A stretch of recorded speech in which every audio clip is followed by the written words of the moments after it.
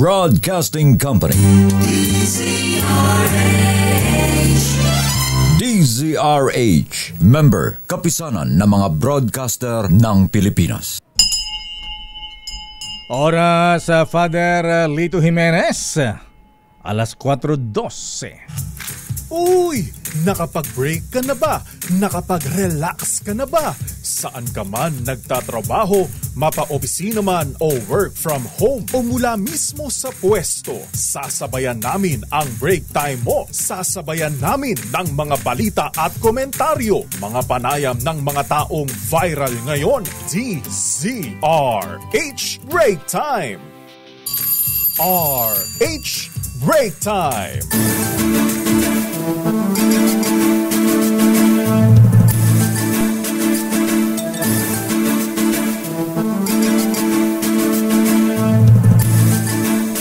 Isang mainit na hapon, Pilipinas. Ayan, enjoy ang araw bago sumapit na naman dumating naman ang super typhoon. Nagkulan na laka. Ayan, yung mga labada. Patuyuin nyo kaagad. Magandang hapon, Pilipinas. Ako po si Deo Macalma. Ako naman po, Thea Petro Corpus. At narito ang headlines ng ating mabalita ngayong araw ng Huwebes. Asa isi ng buwan ng Nobyembre. Pilipinas nasa ilalim ngayon ng State of National Calamity dahil sa pananalasan ng bagyong Tino at bantapan ng panibagong super typhoon Uwan. 114 na kataong naitalang namatay sa pananalasa ng bagyong Tino. 127 katao naman ang nawawala at halos 2 milyon ang apektado. Ayon yan sa OCD. Papasok na bagyong Uwan na nasa labas pa ng PAR, lalo pang palalakasin bilang super typhoon. Naku, para sa mga nasa Cagayan Valley, dyan daw po maglalandfall sa Isabela o kaya ay Cagayan ayon sa Pag-asa. Presyo ng gulay at iba pang high-value crops bantay sarado. Tiniyak na hindi magtataas ayon kay Agriculture Secretary Francisco Tiu Laurel. Pangulong Bongbong Marcos abay nagalit sa pumalpak na 26 billion na flood control project sa Cebu. Agarang investigasyon ipinag-utos. Mga kongresista sa Cebu nawawala, hindi makita. 12 dating opisyal ng DPWH pinakakasuhan ng ICI. Mga posibleng whistleblowers pa ng flood control anomalies pinalalantad. Pangulong Marcos at Vice President Sara, mga pinuno ng Constitutional Commission at dating Ombudsman Sam Martires, hinamon na isa publiko ang kanilang SALN. Dating Congressman Zaldico hinamon na patunayan ang umano'y banta sa kanyang buhay. Mga kaso dapat harapin ayon kay Congressman Toby Chanco. Bilang naman ng mga walang trabaho mga tambay na Pinoy, bahagyang nabawasan itong Setyembre. Matuto si Labor Secretary Benny Leguesma nito. Ayon po sa Philippine Statistics Authority PSA. Pangulong BBM pinatitiyak sa DICT na walang Pinoy na mabiktima ng scam ngayong paparating na Kapaskuhan. Sana nga. At ngayon sa detalye ng ating mga balita. Inaprubahan na ng Pangulong Bongbong Marcos ang State of National Calamity dahil sa epekto ng pananalasa ng bagyong Tino. Ito'y batay sa rekomendasyon ng NDRRMC kanina umaga kaugnay sa lawak ng pinisalang iniwan ng bagyo.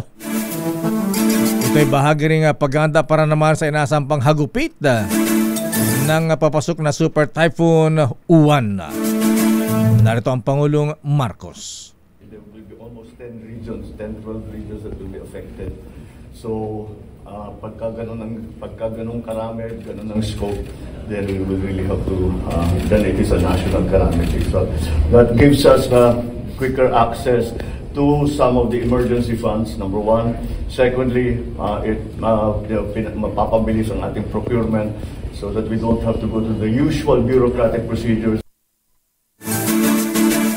Samantala, tiniyak ng Malacanang ang patuloy na paghatid ng tulong sa mga lugar na nasalanta ng Bagyong Tino. Sa press briefing, inanunsyo ni Palace Press Officer Claire Castro na naglabas ang tanggapan ng Pangulo ng kabuuang halagang 760 milyong piso bilang financial assistance sa mga napinsalang lalawigan at lungsod. Sa nasabing halaga, tatanggap ng tiga 50 milyong piso ang mga lalawigan ng Cebu, Capiz, Surigao del Norte, Iloilo, Bohol at Negros Occidental. Habang tig 40 milyong piso naman ang Eastern Samar, Surigao del Sur, Southern Leyte, Antique at Aklan. Mabibigyan din ng tig 30 milyong piso ang Leyte at Masbate, tig 20 milyong piso ang Guimaras, Agusan del Norte at Dinagat Islands at tig 10 milyong piso naman para sa Biliran, Camarines Sur, Sorsogon, Misamis Oriental, Negros Oriental at Palawan. Tig 5 milyong piso naman ang nakalaan para sa Albay, Batangas, Northern Samar, Siquijor, Quezon, Samar, Agusan del Sur, Laguna, Zamboanga City, Camiguin, Occidental Mindoro, Camarines Norte, Zamboanga del Norte, Iligan City at Romblon. Makatatanggap din ng 5 milyong piso ang lungsod ng Maynila para matulungan ang mga individual na stranded sa mga pantalan at paliparan sa panahon ng bagyo. Kadagiti kailian tayo dita Cagayan Valley, agan-anad kayo apo. Dahil kayo po ay pinaghahanda na ng pag-asa dahil sa inasang hagupit ng bagyong Uwan na inaasang tatama sa Northern Luzon, Cagayan Valley, lalo na ang Cagayan at Isabela. Huling namata ng bagyong Uwan sa layong 1,645 kilometro sa silangan ng northeastern Mindanao. Taglay lakas na hangin aabot sa 75 km bawat oras. Malapit sa gitna at may bugsong 90 km per hour. Habang kumikilos pailagang kanluran sa bilis na 10 km bawat oras. Mabagal. Sa kasalukuyan itong nasa tropical storm category pero inaasang lalakas pa sa typhoon category bago pa pumasok sa PAR bukas ng gabi o kaya ay Sabado ng umaga. Sa pagpasok nito sa PAR, inaasang lalakas pa ito bilang isang super typhoon bago mag-landfall sa Isabela o kaya ay Cagayan.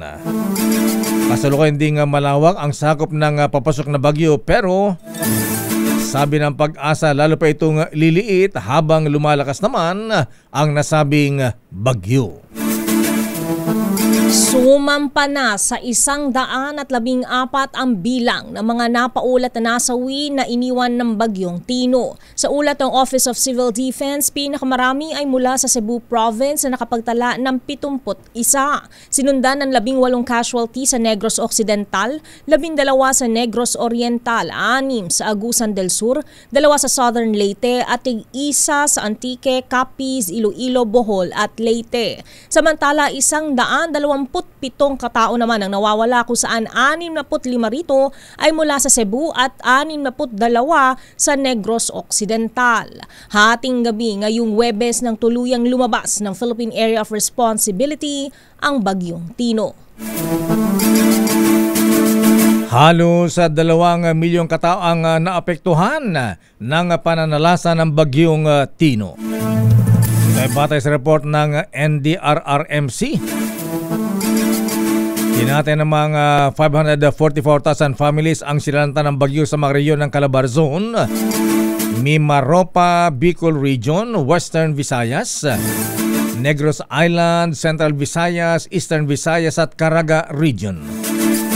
Pinakamarami na apektuhan ng Bagyong Tino sa Western Visayas na umaabot sa 643,101 katao o mahigit 198,000 families. Sa kabuang bilang 445,744 katao ang kasalukuyang nanunuluyan ngayon sa mga evacuation centers. Kaugnay nito ay naprubahan naman ng Pangulong Marcos ang rekomendasyon na ideklara ang state of calamity, national calamity, bunsod nga ng pinsalang iniwan ng Bagyong Tino. Samantala, nagsasagawa na ng rapid assessment ang Department of Agriculture upang matukoy ang lawak ng pinsala na iniwan ng Bagyong Tino sa bansa. Sa panayam ng DZRH, sinabi ni Agriculture Spokesperson Assistant Secretary Arnel de Mesa na puspusan na ang isinasagawang assessment sa mga apektadong lugar. Sa inisyal na ulat, matindi ang pinsala sa mga maisan, ngunit hindi karamihan sa palay na karamihan ay magsasaka ay nakapag-harvest na. Bukod dito, nakaantabay na rin ang Department of Agriculture sa paparating pang bagyo na inaasahang tutumbukin ang Northern at Central Luzon. Dahil may ilan pang hindi nakakapag-harvest, narito si De Mesa. Sa Luzon, dito sa Central at saka Northern Luzon, meron pa mga areas na mag-harvest. Again, hindi na rin naman ganun karamihan, pero of course makaka-apekto pa rin. Kasi yung ating ina-expect na harvest, sana record harvest tayo ngayong taon eh. Ang forecast range natin between 20.2 hanggang 20.5 million metric tons. So medyo mahirapan na tayo doon sa upper range dahil nga sa mga sunod-sunod na bagyo ngayon, Katunin. Pati 16 na pantalan sa buong bansa ay naapektuhan din ng Bagyong Tino. Ayon sa Philippine Coast Guard, nasa 787 naman ng mga pasahero sa driver at cargo helpers ang na-stranded sa mga pantalan. At meron ding 58 barko at 31 motor bangkas ang pansamantalang sumilong dahil nga sa masamang lagay ng panahon. Pero wala namang iniulat na namatay o nasugatan dito sa mga pantalan. Patuloy naman ang koordinasyon ng Coast Guard sa mga lokal na otoridad upang matiyak ang kaligtasan ng mga biyahero at mga sasakyang pandagat. Tiniyak ni Agriculture Secretary Francisco Kiko Tiu Laurel Jr. na walang mangyayaring pagtaas sa presyo ng gulay sa bansa. Ito ay kahit pa hinagupit ng Bagyong Tino ang mga high-value crops gaya ng mga gulay. Ayon kay Secretary Laurel, na paghandaan na nila ito ilang buwan na ang nakalilipas dahil sa pag-aproba sa importasyon ng patatas, sibuyas, bawang, maging isda gaya ng galunggong. Narito ang Secretary Laurel. Allow na tayo ng importation of carrots. No? May dumating ng carrots since last week. For October, if I remember correctly, 1,600 tons ang pumasok na carrots. No? May konting broccoli rin papasok. Red onion, tuloy-tuloy ngayon ang importation dahil nga wala naman tayong local production. Of course, hihinto yan before start of next harvest season. Sa isda naman, nagpa-import ako ng 55,000 tons ng galunggong until mid-January next year. Masusuportahan pa umano ng ipatutupad na price freeze sa presyo ng mga bilihin dahil sa inaprubahan ni Pangulong BBM na State of National Calamity. Narito muli si Secretary Laurel. Confident naman ako na we have enough supply as of the moment. We just have to avoid or try to limit yung tinatawag na spike dahil nga sa dalawang bagyo to. Samantala, nagalit ang Pangulong Ferdinand Bongbong Marcos Jr. Mahiya naman kayo. Samantala, ang sabi ng Pangulo ay nasaan daw ang 26 billion pesos na halaga ng flood control projects sa lalawigan ng Cebu. Ito'y matapos mga lubog sa matinding pagbaha ang nasabing probinsya sa kasagsagan ng hagupit ng Bagyong Tino. Ayon kay Palace Press Officer Claire Castro, kung galit ang mga Cebuano ay gayon din ang nararamdaman ng Pangulong Bongbong Marcos.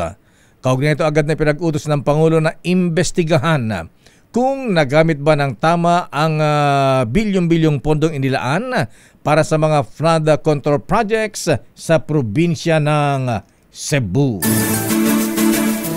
Samantala, sisilipin ng Independent Commission for Infrastructure o ICI ang isinumiting report ni Cebu Governor Pamela Baricuatro kaugnay ng malawakang pagbaha sa lalawigan. Ayon kay ICI Executive Director Attorney Brian Hosaka, hindi pa nila ito mapag-aralan ngayon dahil sa kakulangan ng tauhan, ngunit tiniyak na mapapabilis ito sa oras na madagdagan ang kanilang mga investigador, abogado at engineer. Anya, hindi pa nila kayang sabay-sabay na pag-aralan at gawa ng case build-up para sa lahat ng ebidensya na nakukuha ng komisyon. Sa ngayon, nakatuon daw ang investigasyon ng ICI sa 421 ghost flood control projects sa buong bansa. Unang sinabi ni Governor Baricuatro na 26 na bilyong piso ang pondo para sa flood control sa Cebu, pero malawakang pagbaha pa rin ang kanilang naranasan. Babalikan natin ang ilang pang detalye ng ating mga balita. Dating Congressman Saldico hinamon na patunayan na merong banta sa kanyang buhay. Samantala, Pangulong Marcos, Vice President Sara Duterte Carpio at pati dating Ombudsman Sam Martires hinahamon na isa publiko ang kanilang mga SALN. At bilang naman na matambay na Pinoy walang trabaho, abay bahagyang nabawasan. Ayon sa PSA, Philippine Statistics Authority. Ang detalye ng bawalitang yan sa ating pagbabalik sa ating palatuntunang Break Time. RH Break Time. Oras, Hermana Rosie Sarangaya, Doktora Isa Suntay, aba Kuyang Larry Francisco, alas 4:28. Ang time check. Kundi Christmas card. Pero di bale, andito naman ako, di ba? Mas mahal mo ako kaysa sa Christmas card, di ba? Pero meron pa akong isang regalo sa'yo. Ibubulong ko sa'yo. Do you know that I love you very, very much?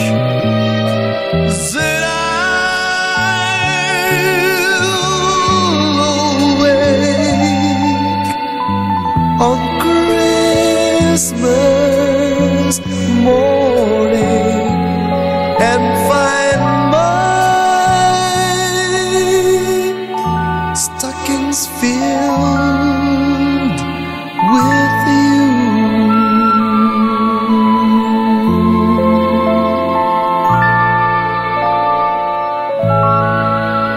Merry Christmas, Ninang Ateya. Mano po, Ninong? 40. Oh? Inuebe. Wow. 49 days na lang. Pasko na. Yay! Wow, bilis ng panahon. At dahil malapit na ang Pasko, siyempre, may bigay pa tayo na aginald mahabigan dito sa ating Kring Kring Gonzales sa Panalo Promo.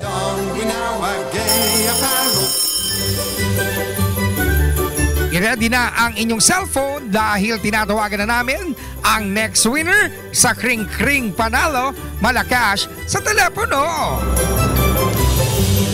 Eto na, ayan, sino ang tinamaan ng Kring Kring? Ayan.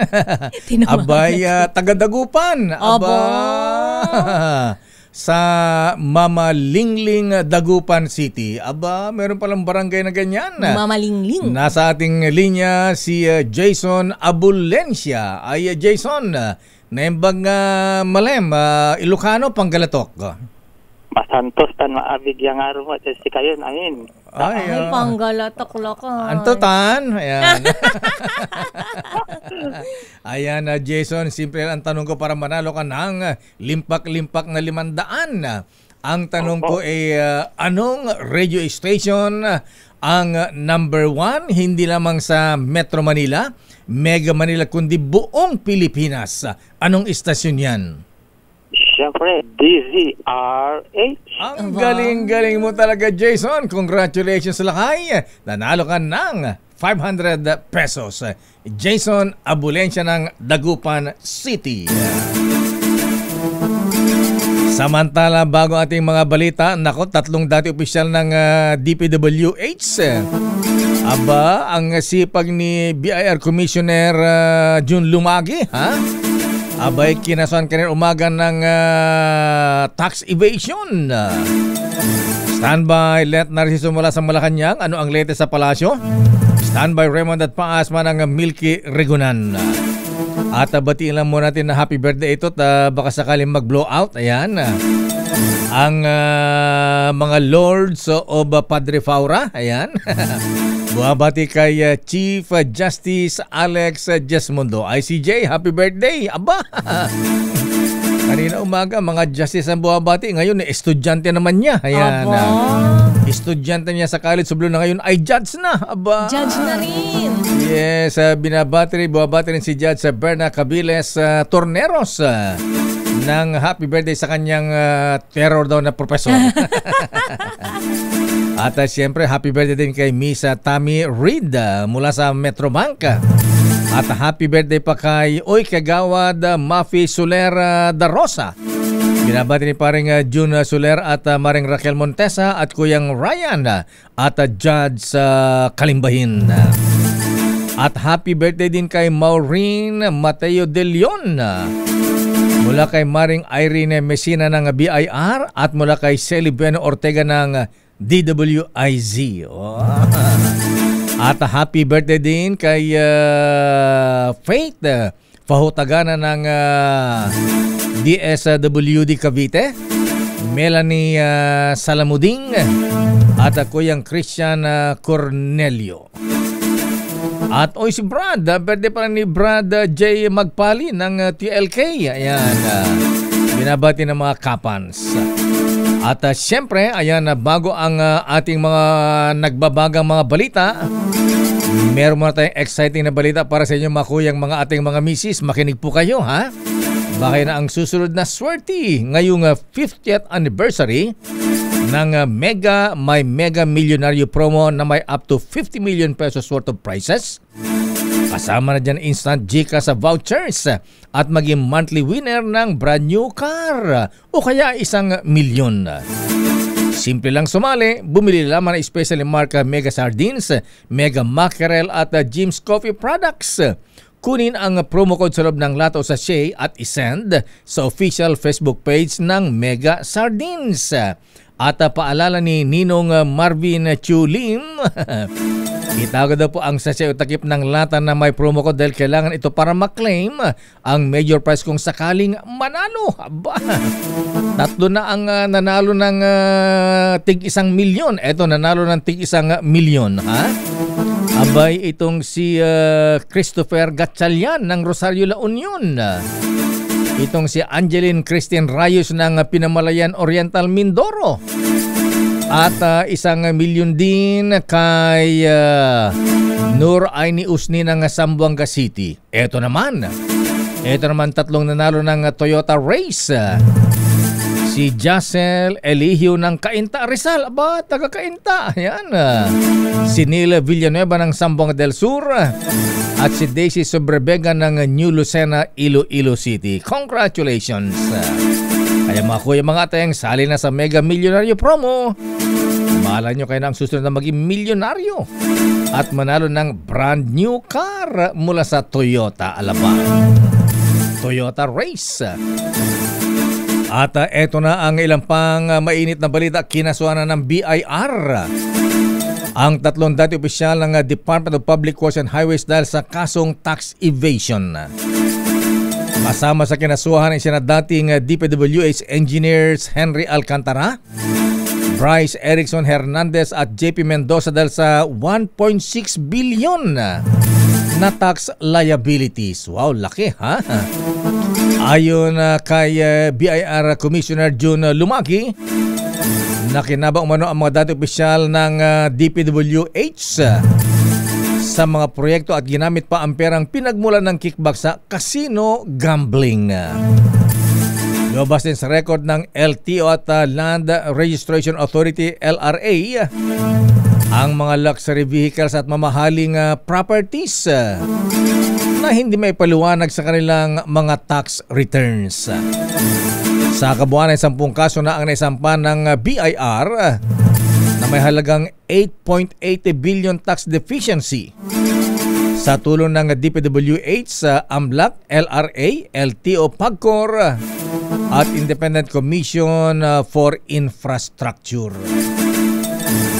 Iniimbestigahan ng Bureau of Internal Revenue o BIR ang mga district engineer ng Cebu na posibleng may pananagutan sa buwis kaugnay ng mga flood control projects sa lalawigan. Kinumpirma ni BIR Commissioner Romeo Lumagi Jr. na kabilang sa saklaw ng kanilang investigasyon ang mga ghost projects na nabanggit ni Pangulong Ferdinand Marcos Jr., mga nabunyag sa pagdinig ng Senado at sa iba pang ulat ng irregularidad sa pagpapatupad ng mga proyekto. Dagdag pa ni Lumagi, kabilang din sa kanilang tinitignan ng ilang politiko na maaring sangkot sa mga naturang proyekto.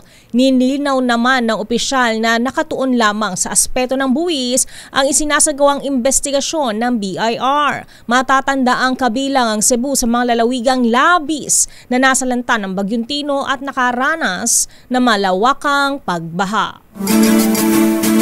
At kaukuyan na pa rin sa balitang yan, pinakakasuhan ng Independent Commission for Infrastructure sa Ombudsman ang 12 individual, kabilang ang mga dati opisyal ng DPWH at mga kontratista. Di kaugnay ng 95 million go sa flood control project ng TAPNA sa Catalyst Builders, Beam Team Developer Specialist sa Barangay Bambang, Bukawe, Bulacan. Matula yung number 1 na legacy. Ayan. Kabilang din sa pinakasuhan sina dating DPWH Secretary Manny Bunoan, dating Undersecretary Roberto Bernardo at Undersecretary Maria Catalina Cabral dahil sa posibleng paglabag sa Code of Conduct and Ethical Standards for Public Officials. Inirekomenda rin kasuhan sina Engineers Henry Alcantara, Bryce Hernandez, Jaime Hernandez, Ernesto Galang, John Carlo Rivera, John Michael Marcos. Hala, Marcos? Kamag-amat ng presidente. Claudine Magdalene Magsakay, Erica Justin Chico, at Alan Payawal ng TAPNA sa Catalyst Builders. Ito ay para naman sa posibleng paglabag sa Anti-Graft and Corrupt Practices Act. Samantala, nanindigan ang Independent Commission for Infrastructure o ICI na nakabatay sa ebidensya ang rekomendasyon nilang kasuhan si dating Congressman Zaldico. Ayon kay ICI Executive Director Attorney Brian Hosaka, laging nakasalig ang mga rekomendasyon sa Ombudsman sa evidence at fact gathering at sa mga testimonya at impormasyon na kanilang nakakalap at natatanggap. Narito si Hosaka. Just state for the record that as far as the ICI is concerned, whenever we make our referrals, it is based on our evidence gathering. It's based on the facts that we've accepted or probably discovered. And these are, as you've seen in our referrals, it's all there. So we are, in fact, acting on the basis of our investigation, on the basis of the testimonies, and on the basis of the evidence given to us. Una rito, sinabi ng legal counsel ni Ko na si Attorney Rui Rondain na unfair o hindi patas ang takbo ng naratibo ngayon sa flood control scandal. Nalilito rin daw siya kung bakit pinapasabina pa ang kanyang kliyente samantalang isa siya sa mga unang pinakakasuhan ng komisyon. Narito naman si Attorney Rui Rondain. Nalilito ako na may sabina yung ICI kasi siya yung unang dinamay ng ICI, di ba? Na recommendation sa Ombudsman. Yes. Ba't siya pinapasabi na ngayon kung inakusar na siya? Yan ang pala si atin ni Roy Rondain. Ayan, kala ko Mercano. Sa ating mga reports, unahin natin ang report mula sa Malacanang. Pilipinas hindi nagpapasaklolo sa ibang bansa kasunod ng pananalasa ng Bagyong Tino. Pero ilang bansa tutulong sa recovery effort ayon sa Malacanang. Parang hindi yata maganda ang tono ulit. Ayan, para namang nagmamalaki pa tayo. Dapat ang statement humble. Ayan, oo. Ayan, kung may tulong po, sige. Salamat. Maraming salamat po. Tulungan niyo po kami. Dapat ganun. Aris number 14, Let Narciso, please come in, Miss Let. Lakay ni Stea, nilinaw ng Malacanang na walang panawagan ang Pilipinas para sa anumang foreign assistance. Ito sa kabila ng matinding tinula ng mga maraming lugar sa bansa matapos tumama ang bagyong Tino. Sa press briefing, sinabi ni Palace Press Officer Claire Castro na meron pang pondo ang pamahalaan para tugunan ang epekto ng kalamidad. Sapat niya ang quick response funds ng line agencies na maaaring i-replenish kung kukulangin. Ayon pa kay Castro, maging ang mga lokal na pamahalaan na mga ilangan ng karagdagang pondo ay makaasa ng tulong mula sa Office of the President. Pero sabi ng PCO official, bukod sa mga bansang miyembro ng ASEAN, nagpahayag rin ng kahandaang tumulong sa recovery effort ang Australia, Canada at Amerika. Pakinggan natin si Yusek Castro. Nagpaabot na rin po ng pagtulong o readiness ang bansang Australia, Canada at USA para po sa pag-assist in our recovery efforts on the ground. So, yun po. Pero sa ngayon po, hindi po tayo nananawagan para sa financial assistance or rather foreign assistance.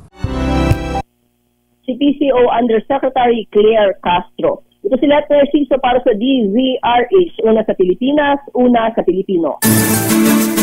Maraming salamat, Let. Hindi yata maganda ang timpla ng dila ni Yusek Claire Castro. Dapat kumbaga sa inyo si ang lead dyan maraming salamat sa mga bansang tutulong. At kung meron pang tutulong ay maraming salamat. Ayun, parang mayabang yung hindi nagpapasaklolo sa ibang bansa. Marami pa kaming pera. Ako na lang, Lakay. Palayo kay Claire Castro lang yan, hindi kay presidente yan. Kuryente sa mga lugar na naapektuhan ng bagyong Tino, unti-unti nang naibabalik ayon sa NGCP at NEA. Idatay mo ang balita, RH28, Raymond Dadpaas. Raymond.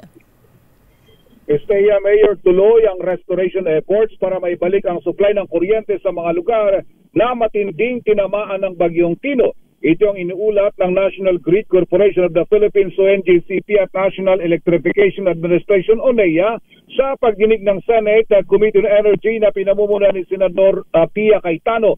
Ayon kay Engineer Reddy Remorosa, ang Assistant Vice President at Head ng Transmission and Planning ng NGCP, sa 55 transmission lines na apektado ay naibalik na ang 50 linya. Sabi ni Remorosa, bukas ay matatapos ng natitira pang 5 transmission lines. Narito si Engineer Remorosa. So we are happy to report that our restoration efforts, we are continuing our restoration efforts, and out of the 55 lines affected by the typhoon, we have restored 50, and the remaining we target completion tomorrow. Ayon naman kay Engineer Louie Andrew Puntod ng NEA, may halos 1 milyon pang households ang target ng restoration sa 8 lalawigan mula sa 20 probinsya na tinamaan ng bagyong Tino. Ayon kay as of 9 a.m. kanina ay merong pang 959,486 na households ang wala pang kuryente mula sa Region 4, 5, 6, 7, 8, 10, Caraga at Negros Island Region. Yung affected provinces is 20. In terms of affected or for restoration ng mga household connections, located in 8 provinces. So including po yung Region 4, Region 5, Region 6, Region 7, Region 8, Region 10, Caraga, and Negros Island regions. Meron po tayong 959,486 po na consumer connections na for restoration. Ito si RH28 Raymond Dadpaas para sa DZRH, una sa Pilipinas, una sa Pilipino. Maraming salamat, Brad. Raymond Dadpaas mula sa Senado. At dumako naman tayo sa Kamara, flooding disaster sa Cebu. Kailangan maimbestigahan sa harap ng 26 billion pesos na pondong inilaan para sa mga flood control projects. Hindi nagamit Aris number 12, Milky Regonan, please come in. Manang Milky. Lakayateya ang malala at malawak na pagbaha sa Cebu ay resulta ng kapabayaan sa kalikasan at matinding korupsyon na dapat sana ay napupunta sa mga flood control project. Sabi ni Representative Sara Elago ng Gabriela Women's Party List, nakikiisa sila sa hakbang para sa agarang tulong, pagtiyak ng kaligtasan at pagbangon kasabay ng panawagan ng investigasyon at pananagutan. Ayon kay Elago, bukod sa pagkakalbo ng kagubatan at land use conversion, malaking question kung saan napupunta ang bilyones na pondong inilalaan sa mga flood control project sa naturang lalawigan. Sa datos, sinabi ni Elago, umaabot sa 414 flood control projects sa Cebu na ginastusan ng 26 billion pesos, kabilang na ang 47 sa Cebu City at 21 sa Talisay City. Anya, gaya ng milyong-milyong confidential funds na nawawala, ganito rin kabilis mawala ang pondo para sa mga proyektong dapat na napapakinabangan ng mamayan kapag may kalamidad. Iginiit ni Elagong hustisya at papanagutin ang mga opisyal at korupsyon na nasa likod o korporasyon na nasa likod ng pagsira sa kalikasan. Walaan yan dapat makalusot mula sa mga negosyanteng sumira sa kalikasan hanggang sa mga opisyal ng gobyerno na pumirma sa mga permit at kumita sa mga proyektong walang saysay. Ako si Milky Reguna, nagulat para sa DCRH, una sa Pilipinas, una sa Pilipino. Maraming salamat, Manang Milky. Samantala, Philippine Air Force Airmen na nasawi sa chopper crash sa Agusan del Sur, bibigyan ng Heroes Honor sa Villamor Air Base ngayong gabi. Ida tayo mong balita, RH52, Enyel Parrosa. Enyel. Lakay at Mistea, ililipad na patungo dito sa Villamor Air Base sa Pasay City ang mga labi ng ilan sa 6 na tauhan ng Philippine Air Force na nasawi habang nagsasagawa ng rapid damage assessment sa Agusan del Sur sa kasagsagan ng Bagyong Tino. Ayon kay PAF spokesperson Colonel Maria Cristina Pasco, katatapos lamang ng departure honors sa 4 na airmen na isasakay sa C-130 mula sa Davao City sa mga oras na ito, bago ang kanilang inaasahang arrival ganap na alas 7 mamayang gabi. Kabilang sa mga nakatakdang lumapag dito sa Villamor ay sina Pilot Captain Polly Dumagan, co-pilot niyang si Second Lieutenant Royce Luis Camigla, Sergeant John Christopher Golpo at Airman First Class Erickson Merico. Nauna nang binigyan ng military honors sa Davao Air Station kaninang umaga sina Sergeant Ives Hub at Airman Amir Kaidir Apion. Inilipad kasi sila sa kanilang probinsya sa General Santos City at Zamboanga City bilang tugon sa hirit o request ng kanilang pamilya. Kaya mula sa 6 na nasawi, 4 lamang ang ina-expect natin dito sa Villamor. Pero lahat sila pare-pareho makatatanggap ng Posthumous Award at Distinguished Aviation Cross. Itong mga bayani o bilang mga bayaning bahagi ng 505th Search and Rescue Wing ng Hukbo. Itong 505th Unit ng Philippine Air Force na kinabibilangan ng 6 ngang nasawi ay kilala hindi lamang sa kanilang pagtugon sa mga sunog, sa mga bagyo at iba pang kalamidad, kundi maging sa kanilang motto, "These things we do so that others may live." Mula rito sa Villamor Air Base, ako si Edniel Parrosa, DCRH, una sa Pilipinas, una sa Pilipino. Ang salamat, Edniel Parrosa, at tayo po ay nagpapabot ng pakiramay sa mga sinawing palad na tauhan ng Philippine Air Force. Samantala, balita mula sa abroad, mula sa New York City, the city that never sleeps. New York City Mayor-elect Zoran Mamdani may pahayag laban kay US President Donald Trump matapos ang naging pagkapanalo sa eleksyon. First Muslim na nanalong mayor sa New York City. James Galange sa detalye. James. Lakay, may mga mabibigat umanong pahayag si newly elected New York City Mayor Zoran Mamdani laban kay US President Donald Trump matapos na naging pagkapanalo nito sa naganap na US local elections. Ito'y sa kabila na nagpapatuloy na immigration crackdown sa kanilang bansa na ayon kay Trump ay isa umunong malaking banta sa kanilang national security. Narito sa New York City Mayor-elect Zoran Mamdani. New York will remain a city of immigrants, a city built by immigrants, powered by immigrants, and as of tonight, led by an immigrant. So hear me, President Trump, when I say this. To get to any of us, you will have to get through all of us. Si Zoran Mamdani ang isa sa mga naunang mayoral bets ng Democrats at kauna-una ring Muslim na nagwagi sa eleksyon na siya namang sinundan ni na Governor-elect Abigail Spanberger ng Virginia at Mikey Sherrill naman ng New Jersey. Ngunit sa kabilang banda, sinabi naman ni Trump na may malaking factor umano ang nagpapatuloy pa rin US government shutdown para manalo sa eleksyon ang mga Democrat.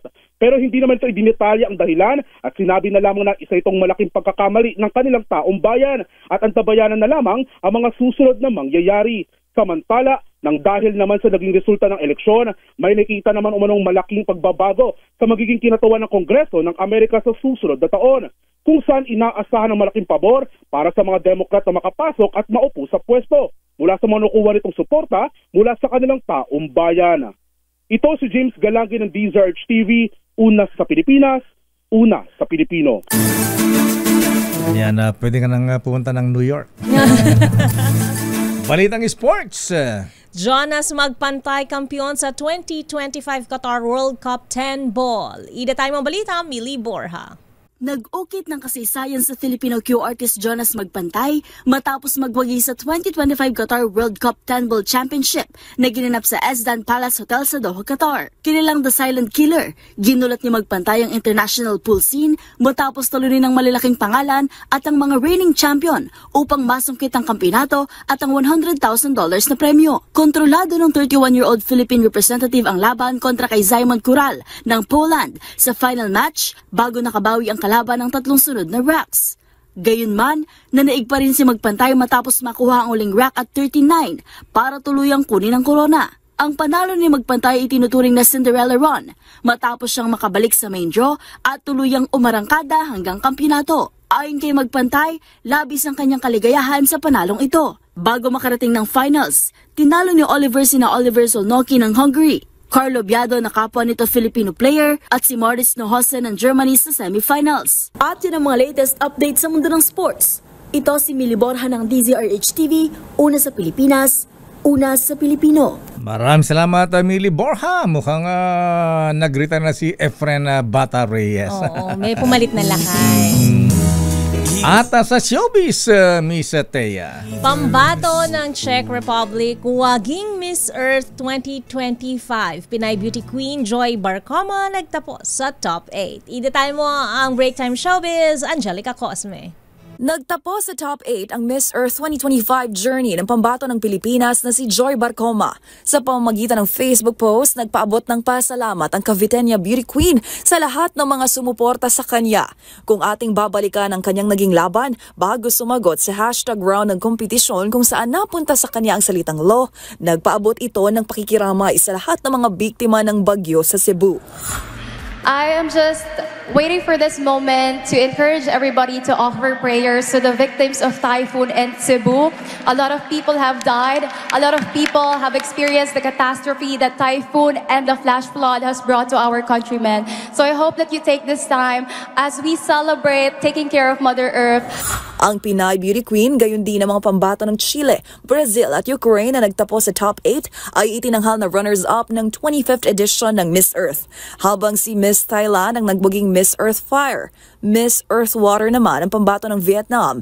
Si Miss Island ang nanalong Miss Earth Air at ang kinatawan ng Czech Republic na si Natalie Puskinova ang itinanghal bilang Miss Earth 2025. At yan ang latest sa mundo ng mga sikat. Ito po ang inyong showbiz angel ng DZRH TV, una sa Pilipinas, una sa Pilipino. Sa maraming salamat, Angelica Cosme. Sayang, din na yung ating pambato, ano ha? Ayan, di ba next time pwede pa. Meron pa, lakay chance. At bago tayo magpaalam, Miss Thea, ayan. Magkano lakay? Batiin ko lang si Kuya Jong Francisco ng Coffee Drop, ayan. Para sa mga nais magtayo ng coffee shop, ayan. Abay, puntahan nyo yung website ng Coffee Drop ni Kuya Jong Francisco. At maraming salamat sa mga brethren sa Dr. Filamon Aguilar Masonic Class number 332. Ayan, sina Worshipful Master Aiser Gatdula very worshipful Felvin Mariano, ayan, Gio Asenas, at iba pa mga kuyang sa Aguilar Lads. Maraming salamat po sa bigay ninyong donasyon ninyong wheelchair para sa Operation Tulong. Thank you. Thank you Mabuhay po kayo. At sabi ng ating business correspondent, naku, ang palitan ng dollar nagsara sa 58 pesos and 94 centavos, Miss Thea. Tumatas ang palitan, lumalakas ang dolyar. Para mag-59 na lang Kaya nga, 6 centavos na lang. At yan ang kabuuan natin palatuntuan ng break time. Okay, batiin din natin si Mr. Romel Cabanela. Ayan, si Kuyang Dado Melegrito na sabi pakibati daw na happy birthday. Happy birthday. Si Melanie Arisgado Salamuding ay Melanie, happy birthday. At si Kuyang Hector Briñas, pakibati na happy birthday si CJ Alexander Jasmundo. Ayan. At si Kuyang Byong Garing. Magandang hapon, Kuyang Byong Garing. Ako po si Deo Makalma. Ako naman po, Thea Petro Corpuz. Mga balansyadong balita susunod na. Henry Uri at Miss Kay Karen Oyong. Oras eksakto 5:05.